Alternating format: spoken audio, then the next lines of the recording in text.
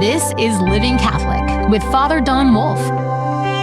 This show deals with living the Catholic faith in our time, discovering God's presence in our lives, and finding hope in His Word. And now, your host, Father Don Wolf. Welcome, Oklahoma, to Living Catholic. I'm Monsignor Don Wolf, pastor of Sacred Heart Parish and rector of the Shrine of Blessed Stanley Rother. I was ordained in 1981 at Our Lady's Cathedral. It was always my idea to be involved in the life of the Archdiocese, not just in one sole parish. After all, I was ordained a priest of the whole church, not solely one place. To that end, over these years, I've put more than 1 million miles on my car. 99% of those miles have been here in Oklahoma, and 99% of those miles have been in the Archdiocese of Oklahoma City. Fortunately for me, in these years, I've had the chance to do more than simply drive. I've been the beneficiary of the developing technology of information distribution. That sounds complicated and intricate. It just means that while I drive, I can listen to talks and books and lectures. It used to be cassette tapes, then it was CDs. Later, I downloaded and translated Facebook lectures to MP3 on memory sticks. Now, I can just link my speakers with Bluetooth and listen to just about anything on the internet. Father Mike Vaught, who was the associate pastor in Woodward when I was ordained, thought his cassette player was so important that he said once, if he had to choose one over the other, he'd give up air conditioning in his car in order to be able to listen to his tapes. 1 million miles on the road with the chance to listen and learn has its advantages. Just recently, I've had the chance to plug in and listen to a whole series of lectures by the physicist, the late Professor Richard Feynman. Over the years, I've read a lot about him and his brilliant career, beginning with his work on the Manhattan Project when he was still a very young man, and extending to his groundbreaking work in quantum chromodynamics. He's always been celebrated because of his piercing intelligence, but he became renowned for his incisiveness as a teacher and an all-round explainer. As we all know, being able to contribute to knowledge is an important skill, but being able to explain in a way that's both interesting and informative is a whole other level of ability. Feynman was famous for his contributions in both areas. His lectures bear this out. They're fascinating, or at least I find them to be so. One of the points he makes over and over again as he communicates the intricacies of the atomic world is that the pictures we use to represent atoms and their structures are not only inadequate, they're also completely wrong in every way. While they're useful to some extent in describing the components of an atom, they're misleading as we try to fit what we know about them into the pictures we have in our minds.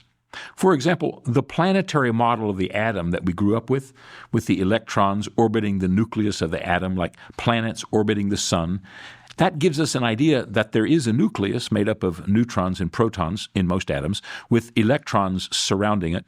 But what we think of orbiting and what we imagine of the makeup of these components makes no sense in the real world. While he doesn't say so directly, he thinks that these pictures we carry around in our head are more destructive in understanding what's really going on in the world than not to have a picture at all. Then he goes on to explain why our pictures don't really work. It's a great lecture, although it makes any confidence I have in understanding the atomic world pretty much empty. But that's the price of knowledge. We have to affirm that what we once knew, we may have only known incompletely. Or, in fact, we may not have known it. We may have known it completely wrongly.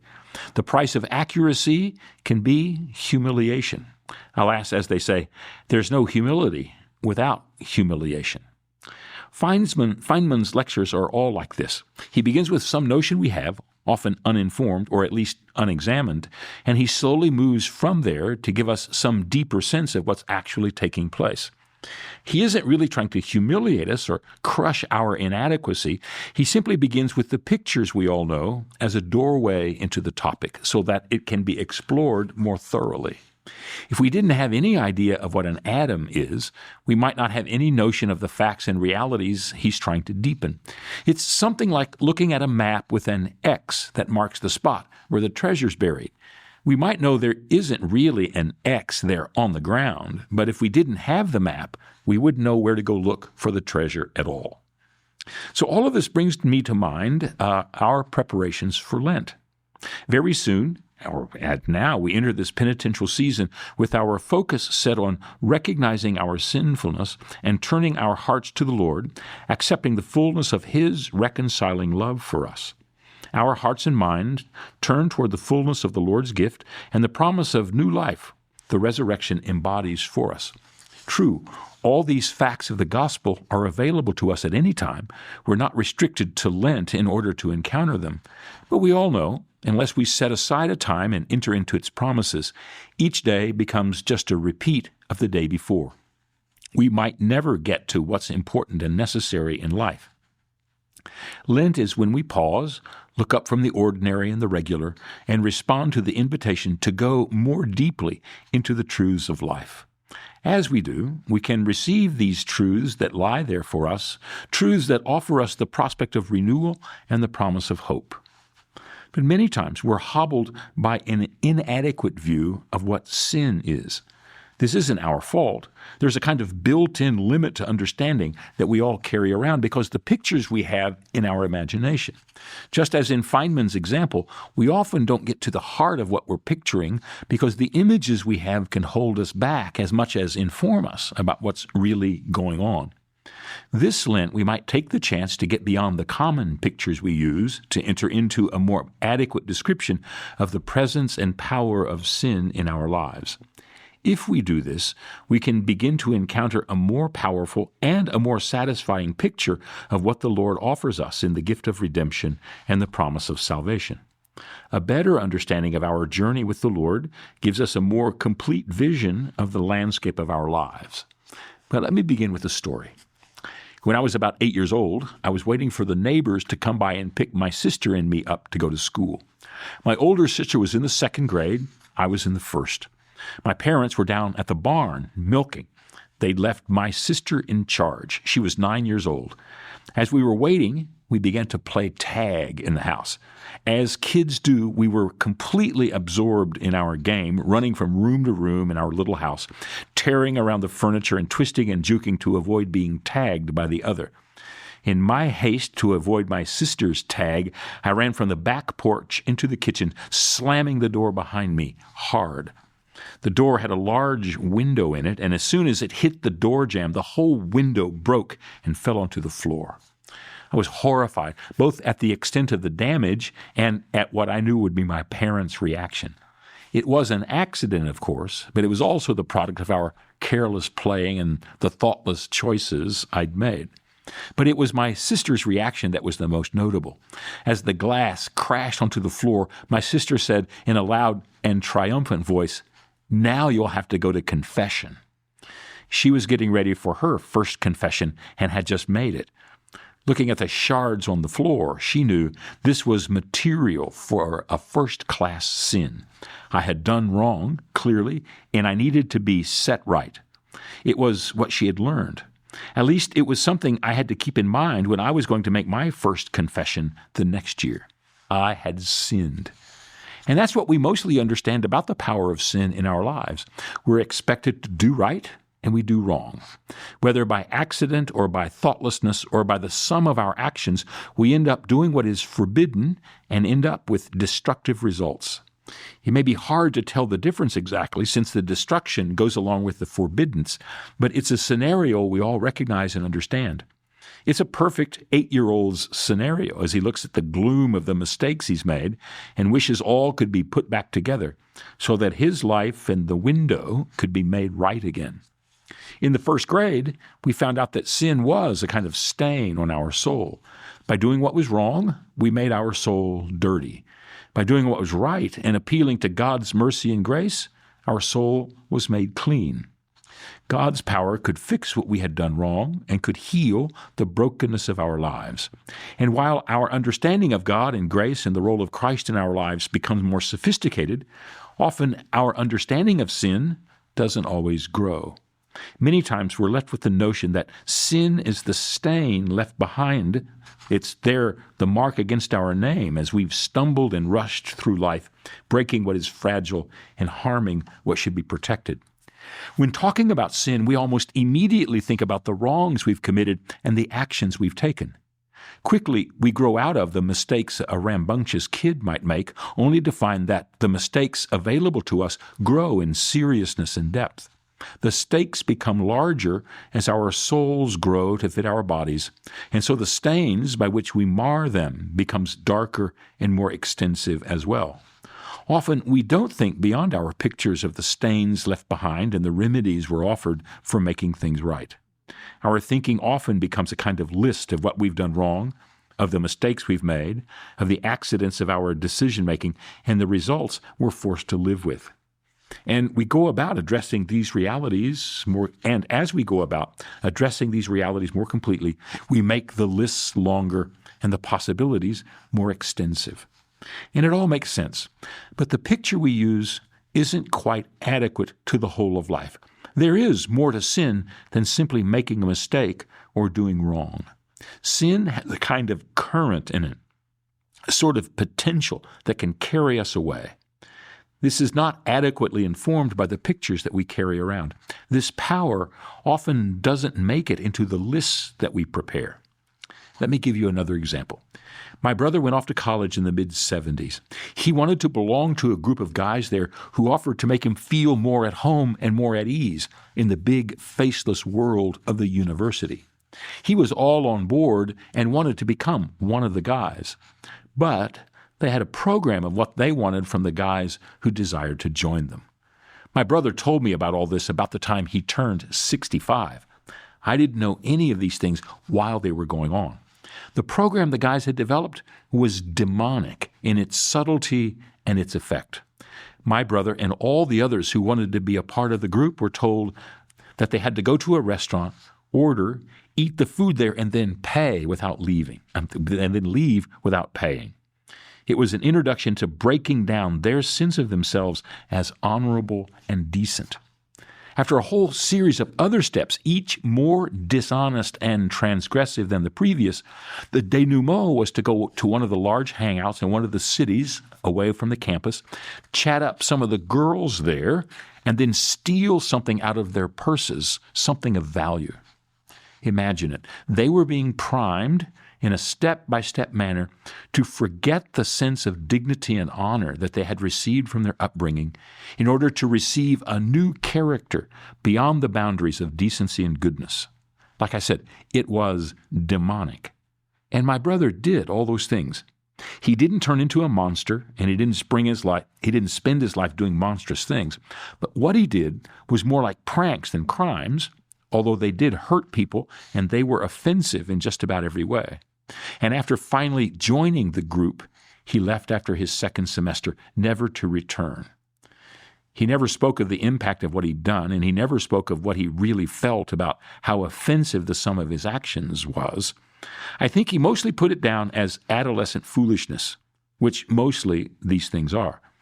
But the intent on the part of those who were pulling the strings was something much more sinister than playing the fool or joining an exclusive group. They were intent on rooting out the goodness of his soul, or at least the unexamined notion of goodness he entered college with. I think it really, truly affected him greatly. It wasn't simply a series of stains on his souls. The power of sin is the sinuous interlacing of shame, desire, appetite, fear, accomplishment, conventionality, surprise, delight, innovation, disgust, risk, acceptance, rejection, and relief, and each aspect building on the other all at the same time. One small step at a time prepared each of these young men for the next step. It was kind of a slow getting into shape for the next thing and the next state of being until he was to become a different kind of person. At least that's what those guys were proposing. If we examine their agenda as only a list of things done wrong, we miss the point.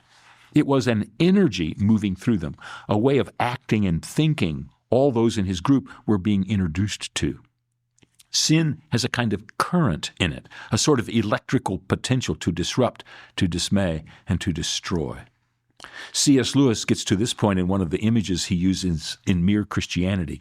He describes the presence of Jesus in the world as coming into occupied territory. That is, Jesus' mission wasn't simply to come and found the church or to deliver his teaching or to challenge the Pharisees and the Romans. And certainly his mission wasn't simply to do what was necessary to remove the stains from our souls. No, Lewis was intent on inviting us to consider that Jesus entered a world given over to sin and destruction. His mission was to bring the world something it needed in order to begin to overthrow the occupying power. As in any attack, there's a response. Jesus came into the world to address sin and death like a soldier on enemy ground. The enemy, finding itself besieged, fights back. It was Lewis's way to invite his readers to see through a different lens. Sin is something more powerful than simply doing wrong or choosing badly. It's an occupying power in the world that presses against us.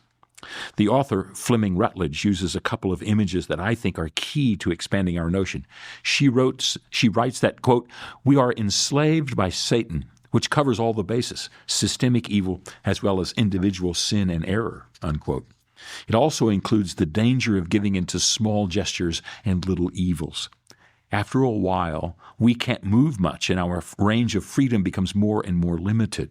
Even a slave can begin to have a measure of freedom, one which his master then can quickly limit or eliminate by shortening the chains on the shackles. She adds, quote, "Sin is not so much naughty actions or even egregious wrongdoings. It's an infectious disease," unquote. Rutledge knows sin has a presence, a certain kind of force in the world. If we don't get to this insight, we're not quite ready to address sin in our lives. And she ends her section by saying, quote, "Sin is the colossal X factor in human life. It's not something we do as much as it is something done to us by our mortal foe, the alien power that has lured us into becoming its agents," unquote.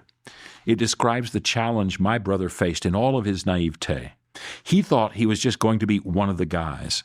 He didn't know he was going to be lured into the merciless powers of this world. Or as she continues, quote, "But it's not enough to say that we are in bondage to sin. A result of that bondage is that we have become active, conscripted agents," unquote. Which is another way to acknowledge that my brother's temptation was simply one version of what we're all faced with. Each one of us, by our presence in this occupied territory, is conscripted into the army. We all have to recognize that no matter how different we are and how much we want to be different, we all begin by acknowledging we're wearing the same uniform. The stories of sin and the tales of our mistakes bring us to the common understanding of how we are. We're all in this together. This is an aspect of the ministry I wish more people understood. I wear the same uniform as everyone else in this army. I'm happy to celebrate my role as confessor in the confessional. Day after day, I hear people unburden themselves of the sins they have committed and the errors of their lives. They narrate to me their capture by the powers of the world and their desire to be free from what binds them. And time after time, I remind them of the grace of baptism and the promise that we've been given by the Lord to be free from the slavery of sin built into the world around us. At the culmination of the celebration of this sacrament, I offer them the absolution from their sins, the gift of Christ's victory over death and sin, and thus the hope entrusted to the church enacted in the sacrament we celebrate together. It's like raising the flag of the winning army in the middle of battle, our claim of defeat of the occupying force. But in all of this, I know that all the weakness I hear recounted by the penitents and all the failure of resolve and intention they confess, as well as all the evil they're lured into, I share with them. My alb and stole do not keep me from seeing that the penitent and I wear the same uniform underneath, drafted into the same army, even against our intention or our will. We are set free by the same graces and are accompanied by the same Savior. But I'm not accompanied or graced more certainly or more finally than they. We who minister the sacraments live in the same world and depend on the same graces as they do.